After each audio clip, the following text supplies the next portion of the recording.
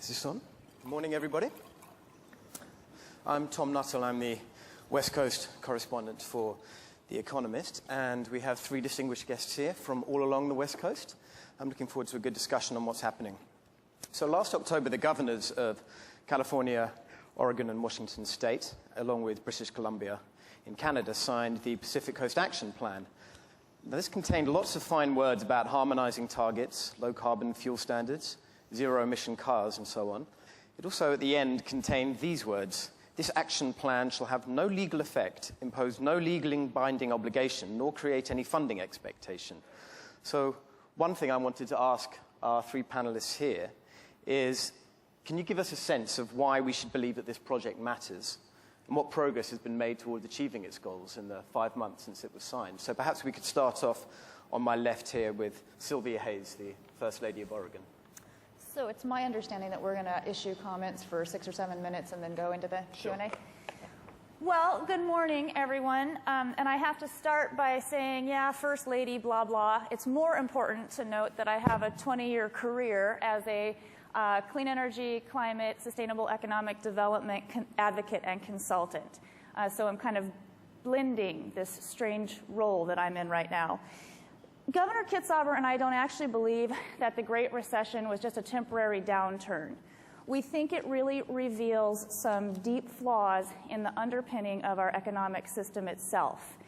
Even before the recession, as GDP was growing, so were poverty rates and so were barriers to upward mobility. And in fact, America is now the least upwardly mobile of any of the industrialized nations. Hand in hand with erosion of opportunity, even prior to the Great Recession, has been erosion of our natural resources. It should give us pause, and I think it probably does, everyone in this room, that the only time we see a downturn in pollution, deforestation, greenhouse gas emissions are when we go into recession. It's like the economy slows and the planet takes a breath. I don't think we need economic recovery to just go back to the way things were. I think we need economic reinvention. And energy, obviously, is absolutely fundamental to that task.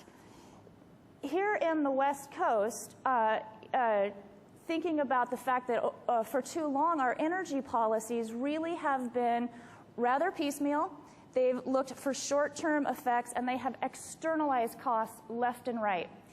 Just last year in Oregon, we spent $40 million fighting wildfire. We're in the same escalation of wildfire that we're seeing all across the West. Those costs are not factored into our energy decisions.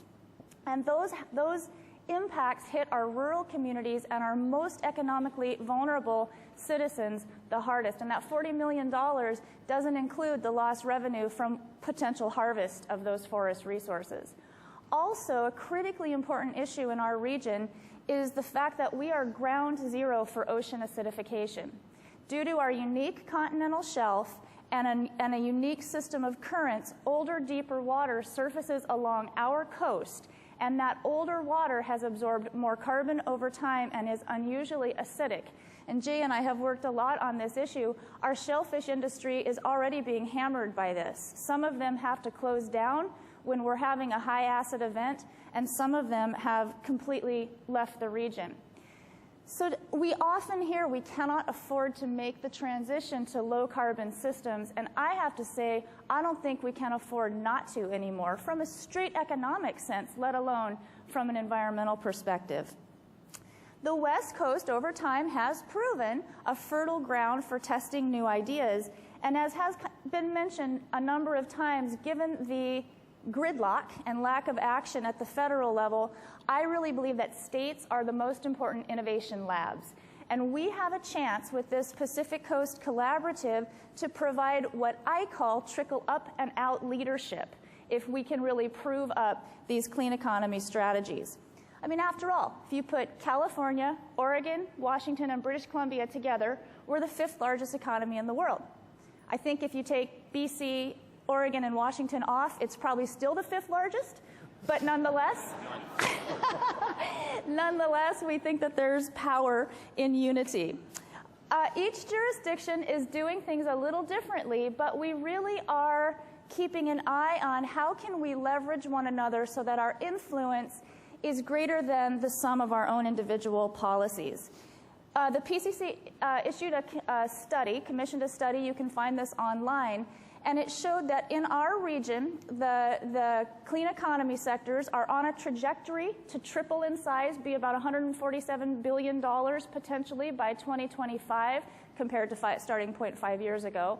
We've got over 500,000 Pacific Coast residents who are earning clean economy paychecks right now. The sectors are paying better than conventional sectors. They're growing faster, and they have been more recession resilient. In Oregon specifically, the governor and we really have a goal to accelerate clean economy development in a way that tackles poverty, which is epidemic in Oregon and across our country, that provides opportunities for people to prosper and to actually leave their kids better off than we were, both economically and environmentally.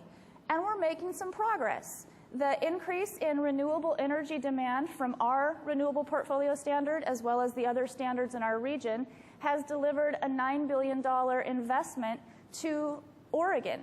And most of that has gone into our rural communities through wind development. Wind development now is the single biggest investment in our rural communities since the downturn in the timber industry.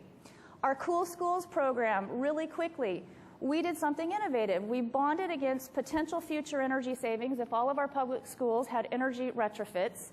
The money was used to help the schools do the audits and the retrofits. They're now saving hundreds of thousands of dollars, able to bring more teachers on as a result. And local tradespeople were able to come off the unemployment line and actually make their livings, saving their schools money and creating warm, well-ventilated classrooms for their own kids. These are just a couple of the innovative policies that we've put in place in Oregon, but they've all been rather piecemeal over time. And a few of us were frustrated that we didn't actually have a comprehensive plan for how you bend the curve toward a low-carbon economy.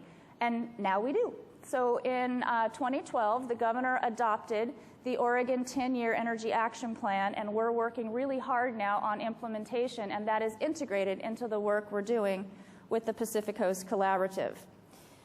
We've done a lot in our little state, but we know that we're a small player. We're one small piece of a much larger puzzle and a much larger opportunity.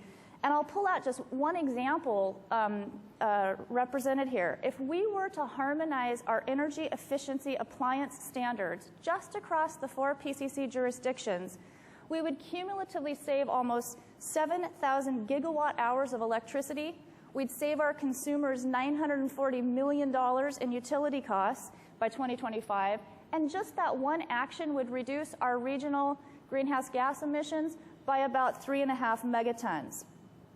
So just briefly, going forward, what the PCC is focused on, policies that will drive investment, public and private investment, in homegrown renewable energy and energy efficiency. We're working to better account for the environmental and health costs of all facets of fossil fuel extraction and consumption and transport, which includes accounting for the cost of carbon. And we're developing the West Coast Infrastructure Exchange, which sounds boring enough to roll the eyes to the back of your head, but it could be potentially revolutionary. It's an attempt to bundle smaller, similar, climate-smart infrastructure projects, public works projects, and bring private capital in to support those. British Columbia has really led the way in that, and we're now expanding that effort. That's a really important piece. Over the next 25 years or so, our region will spend about $1 trillion on infrastructure one way or another. We think it's really important that those projects are put in the right places and that they are climate smart.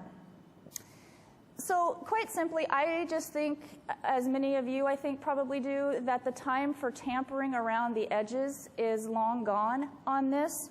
We really need to challenge the status quo, and I think really lean into increasing economic opportunity for everybody, but in a way that really moves us toward not only smart use of our fiscal capital, but also our human capital and our natural capital.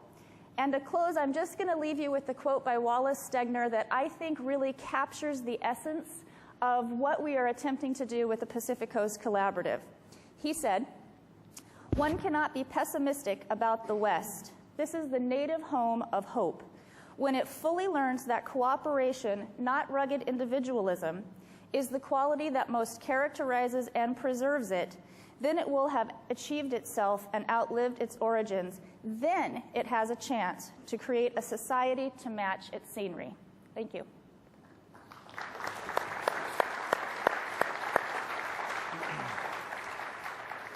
And to Sylvia's left, we have Jay Manning, the former director of the Washington Department of Ecology. What's happening up in Washington, Jay?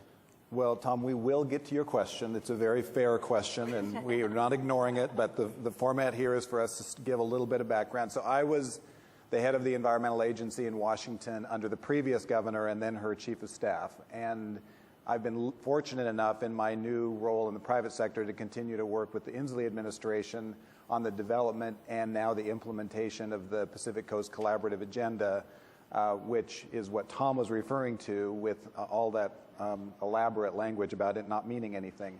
I will explain in a few minutes why I think it means a lot, but let me just give a little bit of history. In 2000, well, when Governor Gregoire was elected, we were focused on other environmental issues, on restoring Puget Sound, on managing water resources. We had just been through a major drought. And we thought climate, that's for the federal government, it's not for us. And then climate just took us like a tidal wave. And there was no denying its importance, and it was going to swamp everything else we were working on anyway. So we took it up in a very serious way. In 2009, we came within one vote in our state legislature of joining California in WCI. And it was a hard-fought battle. It was very disappointing that we did not join. But it was the sort of front end of the recession that probably was the deciding factor that scared enough legislators that they weren't quite ready to go there. And then we plunged into the recession, and that's all we worked on for the second term. All environmental issues sort of receded into the background. But the Pacific Coast Collaborative, which was formed in 2008 and had all sorts of potential, Tom, to be nothing more than symbolic and sort of a feel-good photo op, sort of moved quietly to the center stage because a couple things were happening. Washington was still very interested, as was Oregon, in putting some sort of limit on a price on carbon or a cap on carbon. Couldn't quite see how to get there, but believed that working with jurisdictions that had already done that was one way to get there. British Columbia, which had imposed a carbon tax, and California, which has its cap and trade system, feeling pretty lonely, feeling like, boy, could we use some support from somewhere. And so this Pacific Coast Collaborative seemed like a good place to help all four jurisdictions make the kind of progress that they wanted to make. This document, this is the agenda that Tom was referring to with the careful language that some lawyers insisted that we include. This was issued on October 28th of 2013. It's on the Pacific Coast Collaborative website. It's easy to find. It is an amazing agenda. It is a very aggressive agenda. I will say that with Governor Gregoire, we had a real climate champion in Washington. With Governor Inslee, who we saw in the clips earlier that were amazing, thank you. We now have the governor who was elected on climate, and he is behaving exactly like he was elected on climate. And he is single-minded about this. He is incredibly dedicated. He is relentless.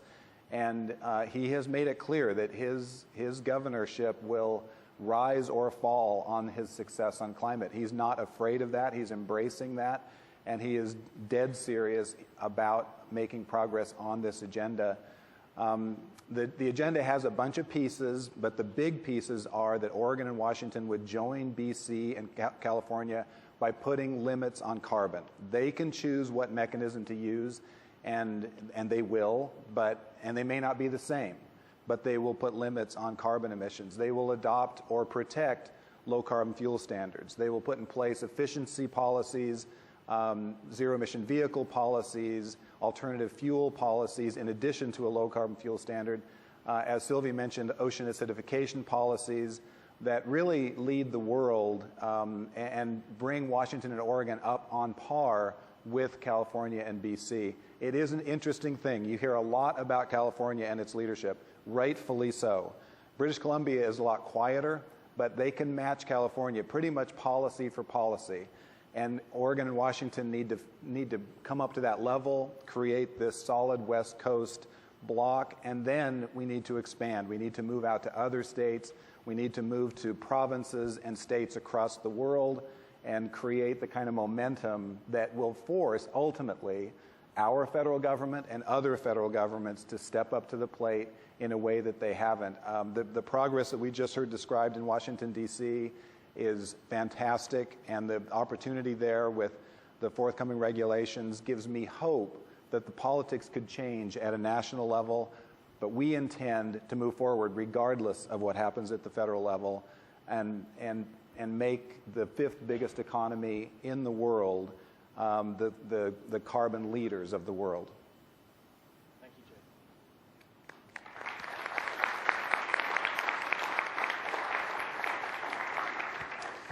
And to Jay's left, we have Matt Rodriguez, which is Secretary for Environmental Protection at the California Environmental Protection Agency. Matt. Well, thank you. I'll be brief. Some of the previous speakers have talked about California's programs already. Let me just go quickly through why California is doing what it's doing, what we're doing, and why we're interested in working nationally and internationally with other governments on the tremendous problems associated with climate change. Last year, California produced a report, Climate Change Indicators Report, which suggested that climate change is already having an impact on California. As you probably all well recognize, climate is a very, very important factor in California and the success of California. One of 5 Mediterranean climates in the world. It's largely responsible for our agricultural industry here. It's responsible for tourism. It's one of the reasons why people want to live in California. It's one of the reasons why we focus on climate. Given that background, as people have mentioned, AB 32 got us started thinking about what programs could we adopt here in California to deal with climate change. This being California, we saw a range of opportunities for different projects, and we decided to do all of them. So we're working on energy efficiency. We've got a renewable portfolio standard that directs us to have 33% of our energy coming from renewable sources by 2020, and we're on target to do that. As has been mentioned here, we've had the low carbon fuel standard now for a number of years here in California. We've got our cap and trade program. We've had our program on advanced clean cars, promoting electric vehicles, zero emission vehicles here in California. That's important in California because so much of our emissions issue relates to the transportation sector. Frankly, during the early years, from my perspective in the Brown administration, our focus was really centered on making sure all those programs were working and working effectively. To be candid, when I came into the office, I think that there were some questions about cap and trade programs, and so our focus had to be on making sure that our cap and trade program worked effectively here in California. And I think that anybody who's been following our cap and trade program of late has seen that it has, in fact, been very effective. We've gone through 6 auctions so far. We have now an expenditure plan that has been presented to the legislature in the budget that would spend approximately $850 million from our cap and trade program on additional programs that will further reduce greenhouse gas emissions here in California by looking at a variety of sectors in California's economy. And so we're looking at investments in the transportation industry. We're looking at investments in energy. We're looking at investments in our natural resources and in agriculture, looking for various ways that we can reduce greenhouse gas emissions here in California using our cap and trade funds. However, we understand that we can't take on climate change by ourselves. We might be the 8th largest economy in the world if we were our own country, but we're responsible for more or less 2% of the emissions. We need partners. And in fact, one of the things we've heard through the years is, why is California taking on this enormous task of dealing with climate change by itself? Well, frankly, we've always been interested in working with other partners. As was mentioned, WCI was initially a attempt by a number of Western states and Canadian provinces to work together to deal with climate issues. We have a long-standing relationship with our partners in Quebec, who we hope to have a joint auction with this year, because we have cap-and-trade programs that are very, very similar, and they've been linked officially this year. So we've always had an interest in working with other governmental entities. Now that our programs are working here effectively in California, I think we've got a little bit more opportunity to reach out and look for other partners, both in the United States and internationally. I think, how do we do that? The lawyer in me says that the response to your question about why does it say this isn't a binding agreement, there's a little thing in the U.S. Constitution on the Compacts Clause that says that restricts the ability of states to come to formal legal agreements with one another.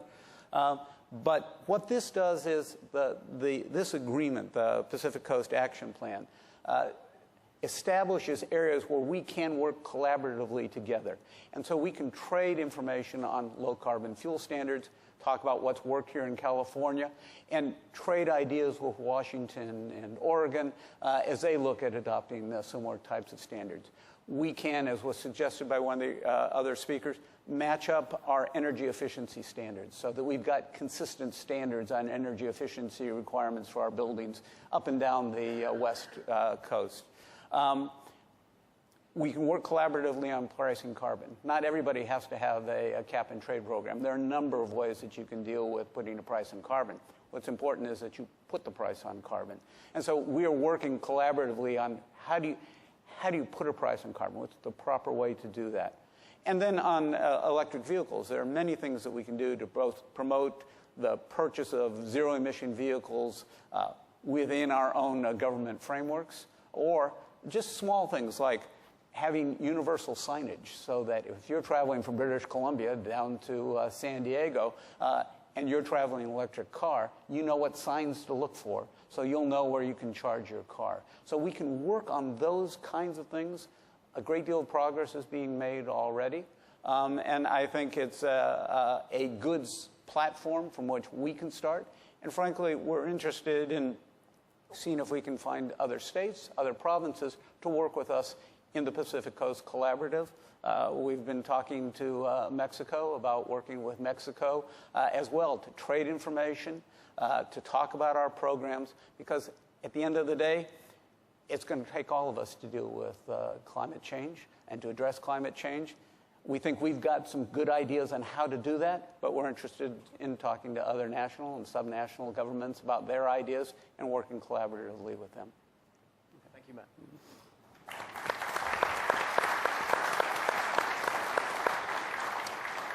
Okay, so I thought what we might do now is talk in a little bit more detail about what's happening in the individual states. Then we'll have a general discussion about some of the issues that have arisen. And then hopefully we'll have time to open it up to a few questions from the floor. So, Matt, if I could start with you. We've had just over a year now, of cap and trade here in California. I think the reviews so far have been pretty good. I wondered if you could talk a little bit about what we've learned from the past year, if there are any mistakes that have been made that we can learn from. And then I wanted to ask you, once it's expanded next year, I think a lot of people throughout the state are going to start paying attention to something they may not have been aware of before. We've had estimates that the cost of gas may go up by 10 to 12 cents a gallon. Are you worried that there may be some sort of backlash when that happens? And do you have any views on the proposal by Darrell Steinberg, leader of the state Senate, to get rid of cap and trade for refineries and to implement a carbon tax instead? Was that a helpful intervention? Let's see, is that a multi-choice question or mistakes? Fortunately, I can't think of any mistakes that have occurred in the cap-and-trade program so far. The auctions themselves have gone flawlessly. We need to continue to be mindful of how the program affects the economy here in California and the various industrial sectors. So we've shown a willingness to consider how many free allocations should be given to certain segments of the economy. We've been working collaboratively with industry on that.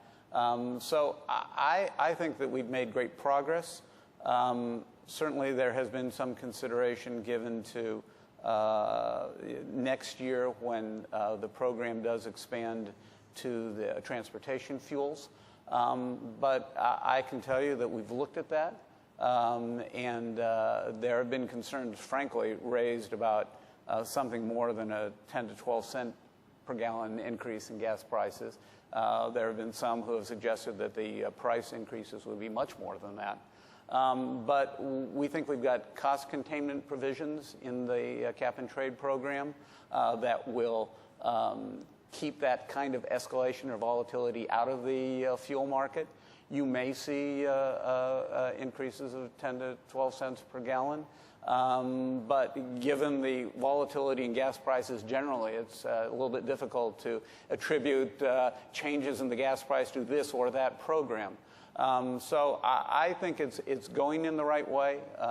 We continue to monitor it. As I like to say, I don't want to be the fellow who was the Secretary for Environmental Protection when the California economy tanked. So, I mean, we want to maintain a strong economy. And frankly, one of the reasons why there is great national and subnational interest in what we're doing here in California is that we've been able to maintain these programs while continuing to improve our economy. The California economy has improved under Governor Brown. We led the country in new jobs creation in 2013. We feel like we're on a good economic path here in California, and so we feel like we're demonstrating that you can have these programs and have these environmental programs, the climate change programs at the same time and be successful in both.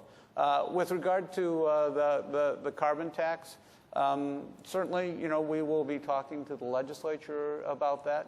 As I like to tell folks, I came into the office and I work with the hand of cards that I was dealt.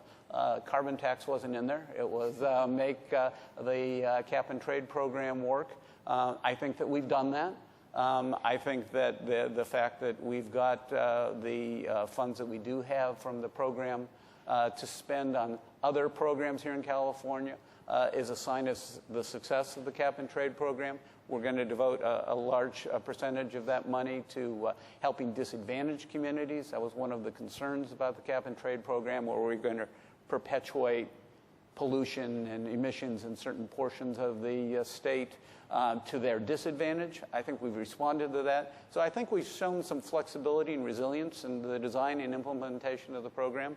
And I think that we're on a very, very positive course. But you always have to talk about your options and look at your options. Okay, thank you. Jay, as you said, Governor Inslee was elected on a climate program. We saw in the clip earlier parts of his inauguration speech. During that clip, we saw some very stony-faced figures who remained seated during one of the inspirational portions of the speech. Now, as I understand it, one of the problems in Washington is that those stony-faced figures control the state Senate. And that may create difficulties for you in implementing a cap and trade scheme or some other form of carbon pricing. So could you talk a little bit about the politics of this and how things might move forward in the state? Well, you saw the looks on their faces, and that is the Republican side of the Senate, which is actually not controlled by the Republicans. It's controlled by the majority coalition, which consists of two Democrats who switched parties at the beginning of this session to give the Republicans a majority. So it's very close, and this upcoming election could change it one way or the other. So this is an important election coming up. That's a critical piece of the strategy here, is to try to make the Senate and the House more supportive, more open to progressive climate policy. The problem does not lie just, unfortunately, on the Senate side. We also have progressives in the House who are were concerned in 2009 and remain concerned about cap and trade in particular because of potential market manipulation and concern about the state's ability to manage the system. I do think California's demonstrated success in running a program will deal with that it'll give us an argument that we didn't have in 2009. So I don't expect the House to be as much of a problem. The Senate will be. I think the strategy has to be to try to work with the legislature in 2015 to see what we can get in terms of, and it won't just be on some sort of limit on carbon emissions. It would be an array of policies, and we'll see what comes out of that legislative session. It won't surprise me if ultimately it will be necessary to go to the people on this issue to be successful in Washington. Right. There have been rumors that Governor Inslee was going to think about implementing cap and trade via executive order. Can you scotch those rumors? I can scotch those rumors because that's not possible. You will need to pass a statute to provide enough authority to the state to implement a cap and trade program. What you have heard, I think, is more likely the question about low carbon fuel standard. Is it necessary to have a statutory change in order for the state to adopt a low carbon fuel standard? As I understand it, the legal advice the state has received is there is adequate existing authority under state law to adopt a low carbon fuel standard without a new statute. Thank you. Sylvia, Oregon's publicly spoken about a preference for a carbon tax rather than a cap and trade scheme. That suggests that there may not be a future for Oregon within the market that California and Quebec are building. Why is that? And does that preference suggest that the wording in the action plan that speaks of forging alignment within the states may be difficult to move forward? No, and I think the importance of what we're trying to do with the PCC, each jurisdiction needs to find ways to get a price on carbon. We're in Oregon exploring all the options. Our legislature actually passed a bill to research a BC-style carbon tax, so that work is ongoing. Our goal, the goal of our administration, is full cost accounting for carbon and for our energy decisions. We absolutely want to do it in a way that helps build this regional and beyond approach. That's fundamentally important to us. So we're looking at all the options. Our politics are very similar to Washington right now, the makeup of our legislature. But there is interesting bipartisan interest in overall revenue reform in Oregon for a number of ways, which may provide an opportunity here. So we're still looking at all options. Whatever we do, we want it to absolutely be part of a regional market. Okay. I think all three of the panelists here have spoken of the importance of expanding initiatives such as the action plan beyond the region which it's currently covering. I think Governor Brown said when it was signed, this has to spread east and it has to spread west. So could you talk a little bit about that, what the scope for expanding to other parts of the country or expanding to other parts of other countries might be? Well, just briefly, I think that as I said, we're interested in finding partners, and that collaboration can take a number of different forms. So in our work with China, it is trading expertise, sending some of our technical folks over to talk to them about how do you do an emissions inventory, how do you implement a emissions trading program. It's an exchange of information. In other instances, it's providing models from our regulations. Here's how our regulations work. Here's how we do enforcement here. There's no one size fits all. I'm reminded of John Lennon's, whatever gets you through the night. And so, there are a number of different ways to deal with carbon emission issues and greenhouse gas emissions issues.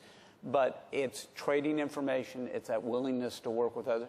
And you can find a number of different ways to work collaboratively. We've identified some of them with the Pacific Coast Collaborative. Then it's going out and taking some of those ideas and talking to the RGGI states, looking at how we might work with them, as we're both interested in reducing emissions from our energy sectors. It is talking to Mexico about their interest in perhaps looking at ways to reduce emissions in Mexico. They've already got some programs. We need to understand a little bit more about their programs, and we may have some advice for them based on our experience here in California with our programs. So it's just going out and being willing to take the time to sit down and talk. As was mentioned here, British Columbia has been a leader in many ways in dealing with climate change issues. We've benefited from our discussions with British Columbia. So it's a combination of trading information, trading experiences, and then aligning your programs sometimes. They may not be formally bound together, but if we mirror each other's programs, that adds a certain synergy. And other people will look at that and say, well, those programs tend to work because a number of jurisdictions have adopted that program. If we can get other entities to adopt those programs, that's where we'll find success in the future. Jay mentioned that the early success of cap and trade in California has been useful in persuading some folks in the Washington legislature that this might be something that they could move forward with. How much are you hearing from other states now that we've had this system in place here for just over a year? There's interest in knowing more about the program and how that it works. And so particularly as we're looking at a federal program under Section 111D, which will be looking at reducing emissions from power plants. In order to respond to that federal initiative, looking at regional markets, looking at emissions trading markets in the power sector is something that I think we all need to consider. So, we're more than willing to talk to folks about our program, how we've designed it here. I look forward to having that dialogue in the months ahead. Tom, can I go back to your previous question about expansion? Please. I think there's just a little bit of tension there, because I do believe, I'll speak only for Washington, but I believe the other jurisdictions buy into this, that there is an element of competitive advantage here. And at least in Washington, we believe that if we can get to the front edge of this clean energy economy, that's going to serve the citizens of Washington well from an economic standpoint for decades or centuries to come. So in that sense, it'd be sort of nice to keep the club kind of small. Mm-hmm. But that is a minor consideration when you compare it to the global imperative of what's going to come if we don't get a handle on this from a global perspective. Ultimately, it's going to the size of the problem. It requires a global response, and the best way that the West Coast jurisdictions and other jurisdictions, whether they're east, west, north, or south, in country, out of country, can lead towards that global solution, is to demonstrate that it can be done and you can still be economically successful. And so that ultimately we want to get big. We want to be more than just the Pacific Coast.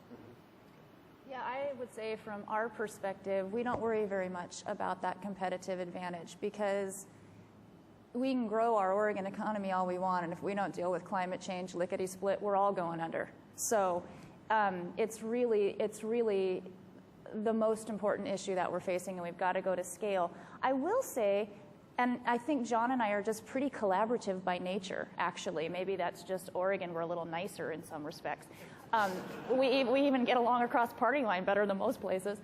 But one of the things that surprised me, when we did our first trade mission to China, so we've been in these positions for 3 years now. I had not been to China before. I've been working on these issues for a long time. But I was really surprised how open the Chinese representatives were about the need to address these issues. I know this room is well aware of this.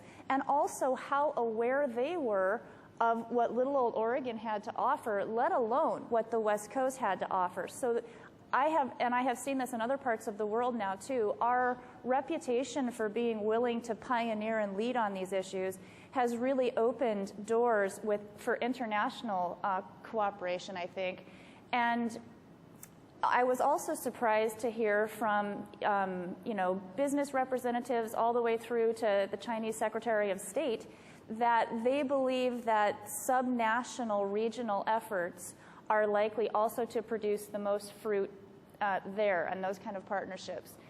Just back at the National Governors Association meeting last month, had a conversation with the people who actually lead Mexico's version of a National Governors Association, and we talked about some of these issues as well. So I think there's tremendous opportunity there. And, just a quick example, even Alaska, which has previously been associated with the Pacific Coast Collaborative, they might not be as interested in some of the clean energy policies, but they're showing some real interest on this ocean acidification piece. So there just are some, I think we have to be flexible and adaptive and aggressive, and that's what I'm hoping we can be with the PCC. Okay.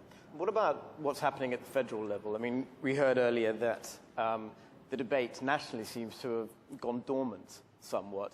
We have some important elections coming up. It looks like we're going to have a lot of money going into some of those elections to try to elect candidates who may be friendlier to this debate, you could say. So I wondered if you guys could talk a little bit about where you see the debate moving on nationally, and if this is going to have to be a bottom-up thing coming from states in the West or the Northeast with Reggie, or if we may see some, in the short to medium term, if we may see some sort of national solution. Who wants to start? Well, I'll start. I'll give my opinion. John was a two-term governor before and termed out, was out for 8 years, and it was a very hard decision to come back in, and I had no idea what I was getting into.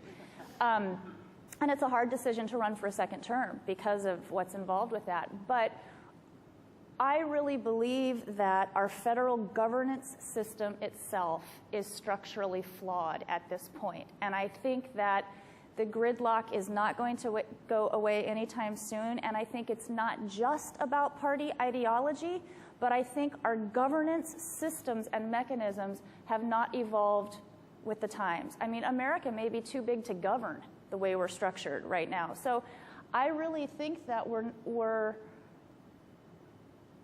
going to need a real evolution in our federal governance systems. And it's not just about nasty people in positions of power. It's about structural barriers to good governance right now. So that's why I feel an urgency around these state and regional initiatives. I agree with all of that. And it is just so hard to imagine the extreme level of dysfunction in Congress changing anytime soon. I do think the administration has put a policy, a strategy in place that has the potential to change things. It has the potential to bring utilities from a position of opposition to a position of support for larger sort of economy-wide systems. And I think what California has done and what Reggie has done is show that this isn't the end of your economy if you adopt a system like this. In fact, you can prosper. You can do the right thing on carbon and prosper. And both of those things, I think, have the potential to change how business looks at carbon regulation. And if that happens, that's the only way the dysfunction in Congress can change, is for the traditional constituents of the Republican Party to come forward and say, hey, it's time. Look around us, what's happening, and from a competitive standpoint, we got to get with the program. That I don't, it's hard for me to see that happening, but it's the only way I can see it happening, and it's plausible. There are people in the room here who probably have a much better handle on this than I do. I'm glad to say that Washington's legislature is not nearly as dysfunctional as Congress, but we have some of the same characteristics. And the same thing has to happen in Washington, where the business folks have to change their approach to this. And you can sort of feel that coming, and I think part of it is they're seeing the same things we're seeing around the world and are worried about it. And they're looking at California and saying it doesn't seem to be wrecking their economy. It seems to be working there. Our perception is that, and the governor has said this, we just can't wait for the federal government.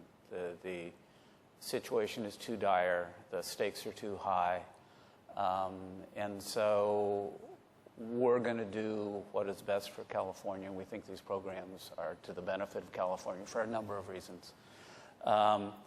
I think there is a hopeful sign in the discussion around the 111D program. Maybe you'll get a federal program dealing with emissions from power plants. And so we're looking forward to a dialogue on that with the other states. But the bottom line is that we're going to do what we think we need to do to promote California's interests, to promote California's economy, its environment.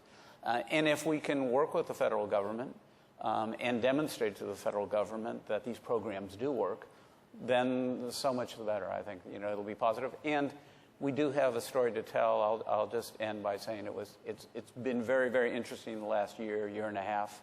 I was in China, and I will just mirror one of the comments that was made here. What struck me about our discussions with the Chinese is how really engaged they are in dealing with emissions issues and pollution issues in China. The questions you get indicate that they're working very, very hard on some of these environmental issues that they've got there right now. On the other hand, you do run into segments in our discussions with the Chinese government officials that are concerned about their economy. And one of their officials that I met was very concerned about, well, how can they really move away from coal and coal energy, because that's such an important part of their economy. And then I turned around and went to a meeting several months later with a number of states and heard a representative from I'll just say it was a representative from Kentucky who said, how can we move away from coal? Coal is such an important part of our economy and our energy.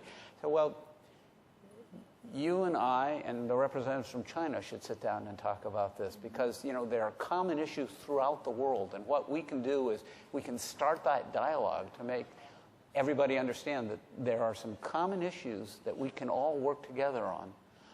And everybody has some concerns about the economy. Everybody has concerns about how these programs will affect jobs. But I think that if we're open, we're honest, we talk about it, we share our experiences, we can deal with these problems, and we can deal with climate change while continuing to grow our economies. That's our sense, and that's what we'll try and show. Can I add one thing? Actually, one piece that I would also mention, we've seen over the last 3 years even a really interesting increase in support from the Obama administration, from the White House, key secretaries, the U.S. Department of Energy, to really try to help what states are doing, to really partner as best as possible with these state efforts. That has really grown over even the last 3 years in my experience. I wanted to ask, following Matt's comments, about what's been happening in Europe, which has obviously had a carbon trading scheme for a good while now. It's had its problems, as we all know. What is the scope for partnership between, whether it's California or whether it's the PCC more broadly, with policymakers in the European Union? Well, in Washington, we have been, for partly, I think, through happenstance, through people meeting at conferences like this, we've had a very active engagement with Great Britain, and we have experts coming from there to help us in fashioning the policies for Washington. Same for the Netherlands. And again, I'm not sure why those two countries have been the direct partners to Washington State. Those have been the two European countries we work with most closely. But I think Washington's wide open to working with other leaders in the European Union for sure on these issues. Okay. We have about 10 minutes left, so maybe if there's some people who want to ask some questions. I think there's a freestanding mic somewhere. They want to line up, start doing that. And in the meantime, we could just finish with this question. Matt.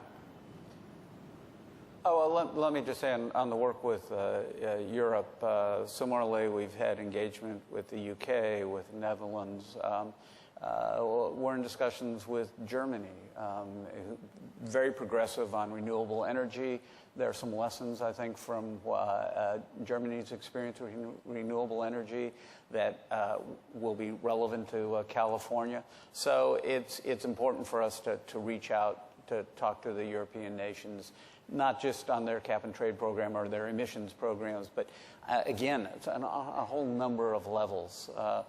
This plays out renewable energy vehicles. We've had a discussion with the UK, for example, on how are we going to provide the infrastructure for fuel cell cars? What's the right way to do that? Similar discussions with the Netherlands on promoting electric vehicles. So there are a number of things that we can discuss and learn from the experience in the UK. Yes, Or us UK, as well. Sorry? No, I was saying European Union should be focused only on the UK. So. We have as well, but as I'm listening to this, one of the things we started talking about with the Pacific Coast Collaborative, and I don't know if every one of us will want to do this, but it strikes me that there might be a real opportunity for, instead of each state doing their own one-off trade missions and meeting with all of these other countries, which we do, might we be able to actually do a West Coast combined trade mission on these clean economy, clean energy components, and have it be a little non-conventional in that we could actually pull in some of these policy conversations at the same time. So that's something we're starting to look at. Okay. Questions? Do we have a mic somewhere? No questions? Okay. We've apparently answered all of them. I think that's a good. If we can make the PCC work and our work right now, I think there will be a good story to tell. And I think that it's important to get that story out, talk about how we can work collaboratively with one another. I know we're interested in working with Quebec to talk about how our experience has been in developing our cap and trade programs. So there are a number of stories that we can tell, I think, individually and collectively. I think it's a good idea as well. So it's something we should continue to talk about. Mm-hmm. Okay. Do we have any questions? I'm not seeing any hands.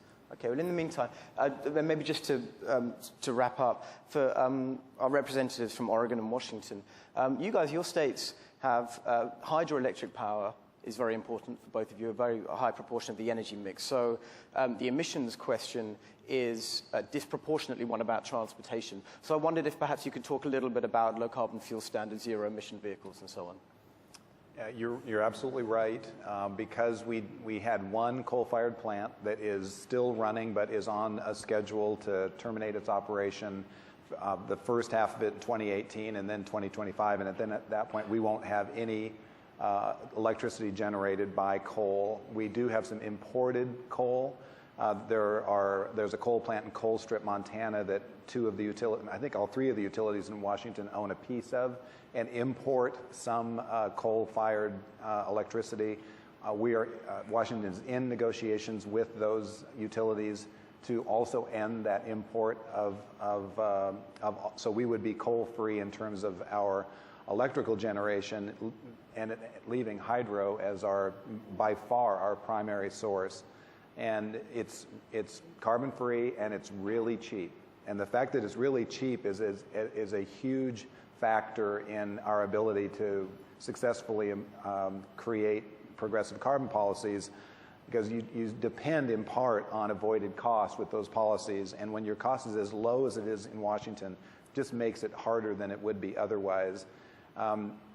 As a result of so much of our power being from hydro, 49% of our emissions come from the transportation sector in Washington. So we've done the analytics. We cannot get to our goals that are similar to California and Oregon, based on transportation alone. So we will have to go to something more economy-wide. But it does mean in Washington, I think in Oregon too, that the low carbon fuel standard and other electric vehicle adoption, alternative fuels for heavy vehicles, those are disproportionately important in Washington. And as California is, I understand, the battle over bringing transportation fuels into cap and trade is heating up. There's a battle sort of heating up about protecting the low carbon fuel standard. We are getting our first taste of just how brutal this is going to be when we have not proposed, Washington State has not proposed a low carbon fuel standard yet, but the oil companies know they're working on it, and they have engaged in a multi-level communication and political effort to try to slow the state down or stop the state. It's going to be a bruising battle. I just don't think there's any two ways around that. I think on alternative fuels for heavy vehicles, which is really it's not a huge amount of the carbon footprint, but it's significant.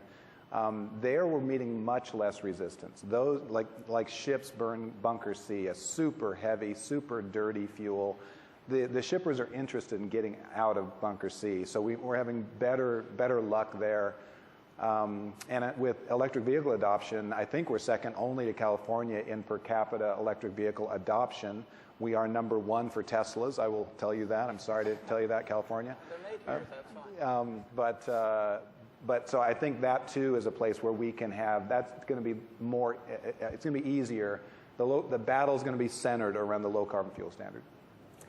So in Oregon, we have a low carbon fuel standard, but it's had a sunset on it. And for the last 3 years, legislatively, we've been trying to get the sunset removed, losing by a vote or two every time. Gets back to the makeup of our legislature. However, the governor this time just issued orders, move toward implementation. We're just moving forward like we're going to keep it going and looking at every single possibility for doing so. This is an area, though, where, again, it has to come back to full cost accounting. And I'm sure everyone in this room knows we are not paying $3.50 per gallon for gasoline in Oregon. We're paying $10, $11 like everybody else. It's just going on to the national debt and into loopholes and subsidies. We've got to start making a more accurate evaluation of what we are actually paying for things.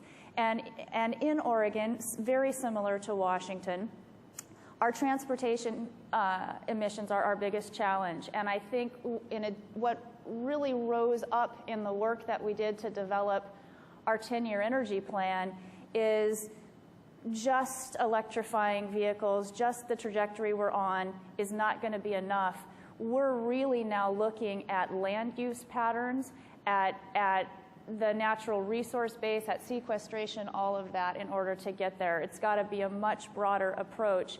And I would just close with one piece, one thing that I'm very excited about that John put in place right off. He realized being in office and out of office in the private sector, you can't effectively govern on a 2-year biennial budget cycle. So we are actually developing a 10-year state budget plan that allows you to start to show the actual return on investment for more preventative measures, whether it's investing in early learning or building climate-smart infrastructure. You start to factor in the cost of those wildfires and the lost revenue from that, it starts to make those investments look a lot better over 5, 6, 7 years, but it's hard to see that in 2 years. Well, I think that's all we've got time for, so thank you very much to our 3 panelists. Thank you.